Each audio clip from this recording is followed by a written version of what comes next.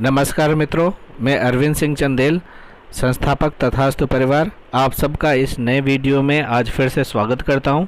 आप सब लोगों के घर परिवार में शुभ व मंगल बना रहे, इसकी कामना करता हूं। आज हम बात कर रहे हैं आर्थिक समस्या के कुंडली जनित समस्या और उसके समाधान के। तो जो लोग ये सोच करके वीडियो देख रहे हैं कि कोई ऐसा प्रयोग और कारण समझ में आएगा और उसके निवारण के लिए हम कोई ऐसा प्रयोग करेंगे जिसके करने के मात्र से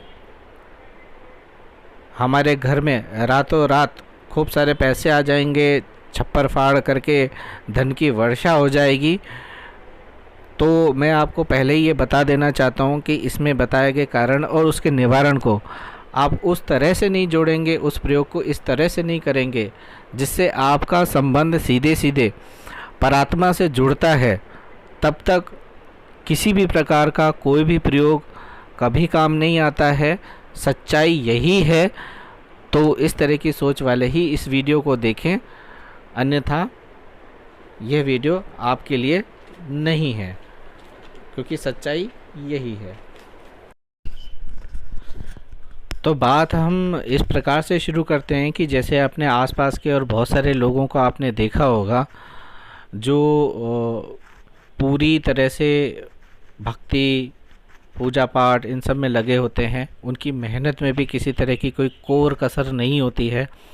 खूब मेहनत करते हैं, ईमानदारी से अपना काम भी करते हैं। हर नए मौके में वो शामिल होते हैं और सोचते हैं कि इस काम को करके या इस नई चीज़ को करके या नई जगह पे जुड़ करके हमारा भविष्य वो सुधरेगा, लेकिन कहीं से भी कुछ भी नहीं होता है। सारे प्रयास पूरी तरह से विफल हो जाते हैं। कुछ लोग तो ऐसे भी होंगे जो इतनी मेहनत करने के बावजूद भी उनके घर में राशन तक की समस्या आ जाती है, मान सम्मान की आंच आने वाली होती है, कर्जा इतना बढ़ जाता है। अगर ऐसी विकट स्थिति आ जाती है तो सबसे पहले हम जानते हैं कि इन सब का कारण क्या हो सकते हैं। तो देखिए, सबसे पहले तो जितने भी विद्वान जन हैं और उनके जो मत हैं अलग अलग लोगों के, तो अगर आप सारी बातों को अगर उसका सारांश निकालेंगे, सार निकालेंगे, तो 100 में से 80 या 90 लोग ऐसे मिलेंगे आपको जिनके कुंडली में कहीं ना कहीं उनके पितृ कुल देवता या कुल देवी हैं वो पूरी तरह से संतुष्ट नहीं है, या संतुष्ट नहीं है, या पितृ वगैरह जो भी हैं उस घर के जो पितृ हैं वो नाराज़ चल रहे हैं। तो इसको कैसे पता करें? वैसे तो कुछ लक्षण होते हैं जिसको देख करके ये पता चल जाता है कि वहाँ के पितृ हैं और वहाँ जो भी पूजा वगैरह हो रही है तो वहाँ के जितने भी देवी देवता हैं क्या वे संतुष्ट हैं या नहीं हैं। और अगर कोई और अगर जानना चाहे तो यहाँ हम कुंडली को एक माध्यम बना करके उसको समझने की कोशिश करते हैं। तो इसमें मैं सबसे पहले ये बताना चाहूँगा कि कुंडली में यदि सूर्य पीड़ित है तो कहीं ना कहीं आप देखेंगे कि वो व्यक्ति जो है वो उसको पितृदोष की समस्या रहेगी। अब सूर्य पीड़ित होने के लिए अगर ये कैसे हम जाने, बहुत जानकार भी होंगे, बहुत सारे लोग ऐसे भी होंगे जो इस चीज़ को नहीं समझ पाएंगे। तो इसमें सीधा सा है कि सूर्य और चंद्रमा, सूर्य हमारा सीधा पिता से संबंध रखता है, चंद्रमा हमारी माता से संबंध रखता है।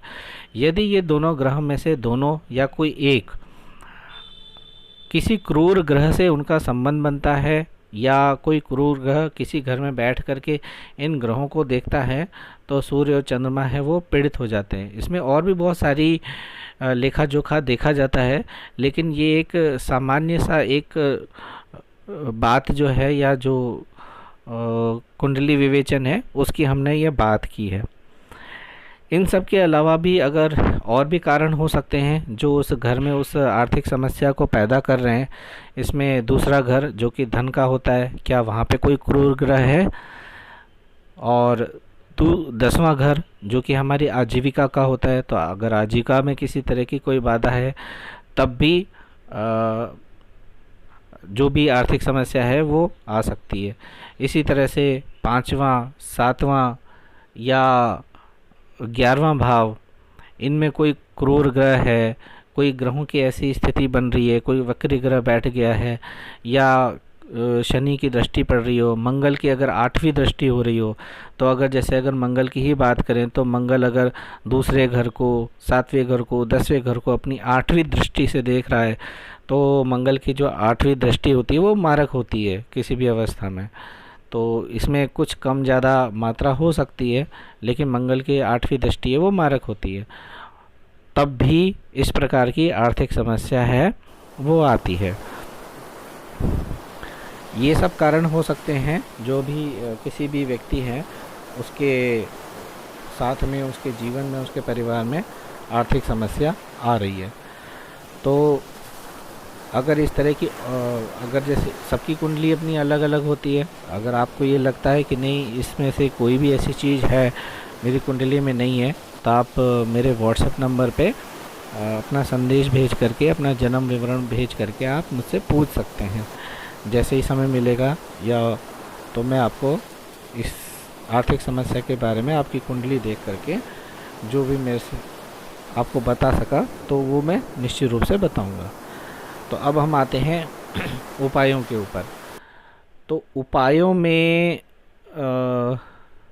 देखा जाए तो दो ऐसे अनुभवजन्य मेरे पास में उपाय जो मैंने अपने जीवन में अनुभूत किए हैं।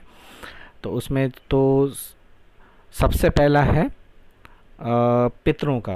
तो घर की ऊर्जा हो, हमारा भाग्य हो, तो इन सब के लिए अगर हमारे जो पितर हैं अगर वो संतुष्ट होते हैं, और अगर उनको संतुष्ट रहना भी चाहिए, वो हमारे अगर बड़े बुजुर्ग हैं तो उनकी समय समय पर सेवा की भी जानी चाहिए, क्योंकि हम आज जो हमारा अस्तित्व है वो उन पितरों के कारण ही है। तो इसका एक बहुत ही साधारण सा जो दैनिक रूप से किया जा सकता है एक उपाय है पितरों के निमित्त, कि जो हम सूर्य भगवान को जल देते हैं ना, तो साथ में आपको एक लोटा और रखना है। वो लोटा तांबे का नहीं होगा, वो लोटा पीतल का हो सकता है या पंचधातु का हो सकता है। तो इसमें आपको क्या करना है कि उस लोटे में जल मिला के, थोड़ा सा गंगा जल है वो आप मिला सकते हैं, 2 बूंद दूध, 1 चुटकी चावल, 1 चुटकी चीनी, 1 चुटकी काले तिल बिल्कुल ओरिजिनल अगर मिले तो ही आप काम में लें, नहीं तो आप सफ़ेद तिल हैं उनको आप काम में ले सकते हैं। इन सब को मिला करके और उसमें 1 चुटकी जौ है वो भी मिला करके आप सूर्य भगवान के सामने जैसे जल देते हैं वैसे जल दें और बोलें ओम सर्व पित्राय नमः। और जब जल आप पूरा दे दें उसके बाद आप सूर्य नारायण या सूर्यदेव को यह बोलें कि हे सूर्य नारायण, यह जल व अन्न मेरे समस्त पितरों को प्राप्त हो। ऐसा करने पर वो जो भी जल और अन्न है वो आपके पितरों के निमित्त उनका भाग है, उनको वो प्राप्त हो जाता है। जैसे जैसे वो भाग मिलेगा तो वैसे वैसे आपके जो पितर हैं उनकी भूख प्यास इत्यादि शांत हो करके और वो उनको संतुष्टि प्रदान होगी। तो जब वो संतुष्टि प्राप्त करेंगे तो वो धीरे धीरे वो आपकी मदद करेंगे।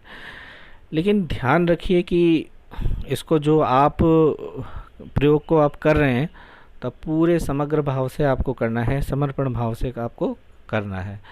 अगर आप ये करते हैं कि ये सारा सामान मिला दिया और डाल दिया और कोई भाव नहीं है, तो ये प्रयोग जो है वो कभी आपका सफल नहीं होगा। बस आप करते जाएंगे, उसका कोई फल आपको नहीं मिलेगा। अब हम आते हैं एक दूसरा प्रयोग, और इसके लिए ये है कि जैसे पितरों का अगर आप जल दे रहे हैं, बहुत सारे जन हैं वो फ्लैट्स में या इस तरह के मकान में रहते हैं कि सूर्य भगवान को जल देना थोड़ा संभव नहीं होता है। तो आपको जब भी समय मिलता है, एक और प्रयोग है जो मैंने खुद भी इसका प्रयोग किया है और समय समय पे मैं इसको करता भी रहता हूँ। ये बहुत ही सरल प्रयोग है। इसमें आपको माता लक्ष्मी जी को प्रसन्न करना है और इसके लिए आपको कनक धारा स्तोत्र आपको रोज पढ़ना है। इसको शुरू ऐसे करना है कि कोई अच्छा सा कोई मुहूर्त देखना है। कृष्ण पक्ष न हो करके शुक्ल पक्ष होना चाहिए, यानी जब चंद्र उदय होता है तब से लगा करके पूर्णिमा तक का। पूर्णिमा हो सकती है, कोई जयंती हो सकती है, कोई तीज त्योहार हो सकता है, होली, दिवाली, दशहरा, इस तरह का कोई बहुत बड़ा त्यौहार है वो भी हो सकता है। रवि पुष्य योग, गुरु पुष्य योग, अभिजीत मुहूर्त, ये सारी चीज़ें देख करके आप किसी विद्वान पंडित से सलाह ले करके और उसको उस समय शुरू कर सकते हैं। तो आपको सबसे पहले दिन एक शुभ तिथि को निश्चित करके और संकल्प आपको करना है। संकल्प का एक वीडियो दिया हुआ है, उसको आप पढ़ सकते हैं। वो बहुत ही संक्षिप्त और व्यवहारिक है और जो संस्कृत का ज्ञान नहीं देते हैं उनके लिए भी वो उपयोगी है। संकल्प ले करके आप कनक धारा स्तोत्र को 108 बार पहले दिन उसका पाठ करेंगे। अब आपने जैसे पहले दिन, जैसे आज आपने शुरू किया, और उदाहरण के तौर पे जैसे 9 जून 2024 रवि पुष्य योग है, आज आपने 9 जून को आपने किया, 108 बार कर लिया। उसके बाद नित्य प्रति आप इसके 1, 5, 7, 11 पाठ आप इसको करिए और ध्यान से, तन्मयता से, समर्पण भाव से आप करें। पहले दिन जब आप 108 पाठ करेंगे तो कमल गट्टा है उसको घी में भिगो करके हवन कुंड में उसकी आहुति भी आप दे सकते हैं, और कोई भी माता लक्ष्मी के बीज मंत्र से उसकी आहुति आप हवन कुंड में दे सकते हैं। तो इस प्रकार से जब हम इस प्रयोग को करते हैं तो धीरे धीरे आप देखेंगे कि धन का प्रवाह आपके घर गृहस्थी में आना शुरू हो जाएगा, और कहीं ना कहीं से एक नए नए रास्ते ऐसे खुलेंगे जिसमें आपको ये जो पैसे की बाधा है और आर्थिक बाधा है वो आपको दूर होगी। तो इस प्रकार से हमने 2 वैदिक उपायों को जाना। आप ज़रूर से इसे करें, लेकिन आपसे निवेदन है कि इस वीडियो को बनाने में बहुत श्रम लगता है, इसलिए आप सब लोगों से एक अनुरोध है कि एक लाइक, एक कमेंट ज़रूर करें और इस वीडियो को सब्सक्राइब करें। और जल्दी ही मिलते हैं अगली बार। अब तक के लिए आपका जो आपने समय दिया उन सब के लिए आपका बहुत बहुत धन्यवाद। नमस्कार।